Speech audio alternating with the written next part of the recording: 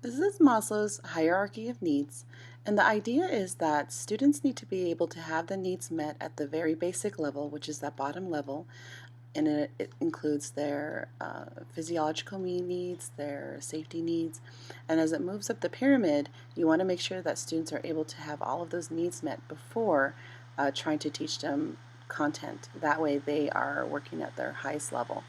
And this is what it looks like in my practice. I like to think of this first level as the level of camping. What do you need to be able to do to be happy and healthy on a camping trip? What are those needs that you have? Do you have all of your items that you need to be a happy camper? This is from my PowerPoint presentation on the first day of school. It is the third thing that I address on my agenda after the things that I absolutely need to make sure are in place. Things like attendance, collecting any materials that students brought in, and then making sure that the lunches get to the cafeteria on time. I go through something called Creature Comforts, and I talk about my expectations for each item. So things would be like bathroom. I just ask them to sign out. I tell them that they don't need to tell me when they're going to the bathroom, as long as they're getting through their content and they understand what's going on in the classroom, that I am fine with them going to the bathroom if they need to. I do let them know that if they do abuse the privilege, that we'll have a conversation about what's going on and why they're avoiding the work. And then I also let them know that they don't have to ask me to get water at any time, because just like adults, we have basic needs. And then the last thing that I always let them know is that they can eat in my classroom if they bring snack and they want to eat it. As soon as they come in, that's perfectly fine with me, as long as it is not a distracting snack.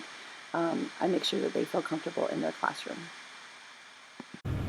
So a secondary way you can give students that basic needs, is anything with food and water. So for example, water is a big one.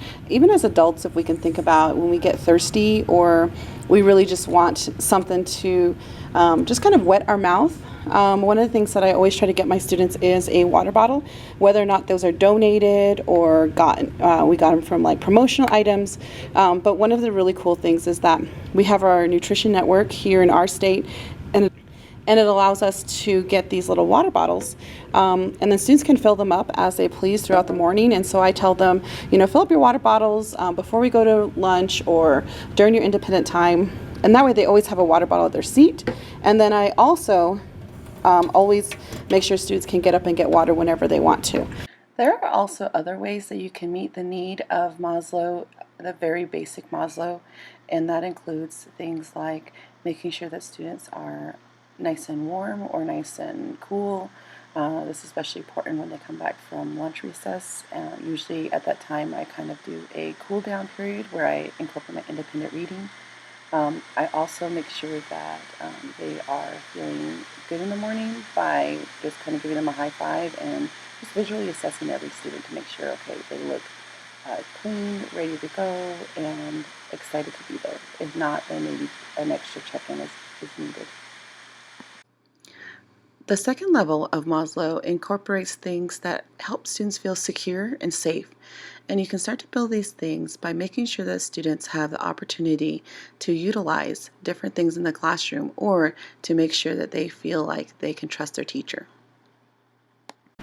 How do we meet the needs of students right as soon as they come in the door? Because I can't really teach anything unless I actually have these things in place. So this is what I call my student need container, and in here it'll have things like my Band-Aids, and like usually I'll have some little things of lip gloss that they use the swabs for, to put on their lips, and that way they can take care of any things like scratches or scrapes. But if they have chapped lips, they can also take care of that over here. And then I also have, so here's an example, like I have all those like little Vaseline guys. I also have hand sanitizer wipes, and sometimes I put baby wipes in here too, because kids like to wipe their face and wipe their hands, and it keeps them in the classroom instead of wandering around the building. So that's a way that I give them autonomy and taking care of themselves. By the time you are into your first day, you should have a conversation about norms or rules that you've agreed on. And it could be things like evaluating every activity to determine what you need to make sure that it is in place to make sure that your students feel safe and secure. You don't want to leave that first day without having those things. The next thing is that you need to lay on the relationship building very quickly between you and any students. Any connection that you can make to them, any interest that you can show in what they are, what their daily lives are, is going to pay off at the end.